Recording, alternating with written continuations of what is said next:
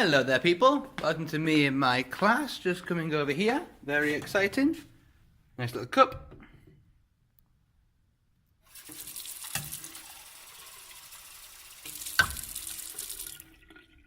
Nice little bit of water. Now, that's the topic today. Water. And in particular, how we get water from the taps, like that over there. And how we can make water that is safe enough for us to drink.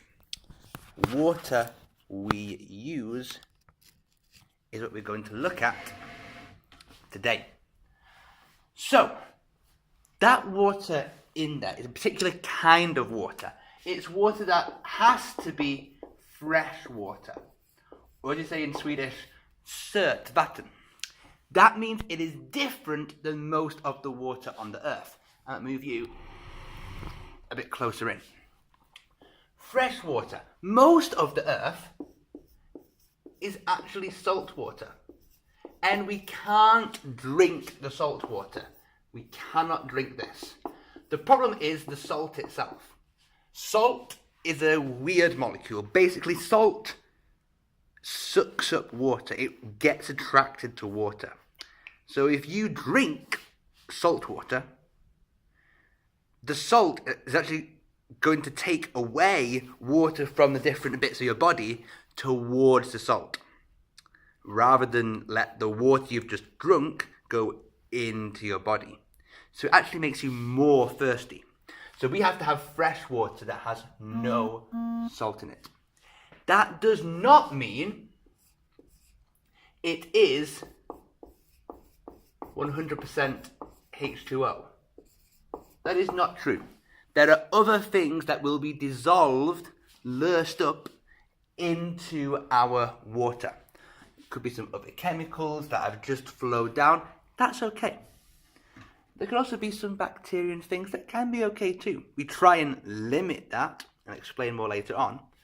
But the water is not perfectly clean. Our bodies can take a little bit of minerals, a little bit of dirt, and it's perfectly fine. Our bodies are adapted to cope with that. Perfectly clean is not a need if you're a healthy human being.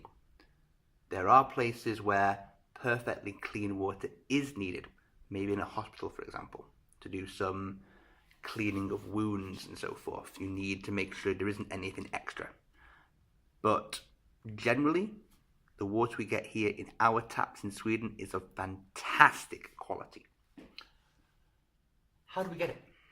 How do we get that water? Well, I'm going to try and squeak so much, but I'm going to try and go through this step by step. We need, firstly, a source. We need a water source. We need somewhere I can take the water from. Could be a lake. Could be a dam that I've made. It could be under the ground. There could be some water down here. There needs to be somewhere that I can take the water from. That is a place that should be reasonably clean, shouldn't have any poison, for example. List a word there. Poisons, farliga material. It needs to be a clean source of water. But we have to make it more clean. We have to always check that water is clean. And for that, it goes the waterworks. Vattenverk. And there's 3 different jobs that happen there. One is that we use a filter. A filter is something, you may have seen filter paper, for example. And filter paper will let little molecules go through, but big things get stuck in it. So you would get things like leaves and bits of paper and stuff that would get stuck in your filter while the water can run straight through. This stops the big particles. The second bit is that we add a chemical you probably all know and probably all hate at the swimming pool. This is chlorine. Chlorine is the chemical that makes your eyes sting at the swimming pool. it's a great chemical if used in really small amounts. Because while it makes us sting, it's not very nice, it's only a little bit. If I had more, it could be dangerous. But even that little bit there, that is enough to kill lots of bacteria. They cannot handle that. So chlorine is a great thing to use. Remove the bacteria from the water at this point here before it goes to our homes. The third section is we also add in some bubbles of air. I love the bubble up. Why? Because that water's been in our lake for so long. Maybe with fish, maybe with worms, dead seaweed. I need to do something to make sure it's not just clean, no bacteria, no big lumpy bits in it. It can also smell weird. So this stops the smells. Almost all of the smells will be able to go up and out of the water as you put lots of air into it. Those steps there make the water good for me to use. I then take my water to a water tower in the Vattentorn. The point of that then is that I get to lift up my water as high as I possibly can. I build my huge water tower above all the houses around. And all the water gets pumped up there. I have to use my energy to pump the water up as high as I can. The water towers should be bigger than every single building. And that's good. Remember what we know about liquids. Liquids always fill up from the bottom first. They always start from the bottom and then they fill up. Bit more water, bit more water, bit more water, from the bottom to the top. That's what they do. So, if I had all my water up here, here's my water, and then I let the tap go here, that water is going to start going down. And let's say I've got a person living in this apartment here. Let's say it's on the 3rd floor. And there he wants the water. Well, here is lower than this here. So what that means is that the water will run down and run up because it wants to get out here. Because here is lower than that there. That makes it really, really good to use the water tower. Then when I want water, I just go and the water comes out.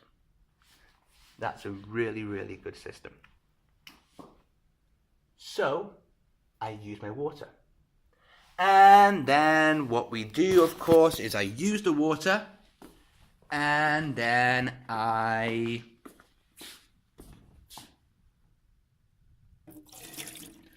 pour it out again.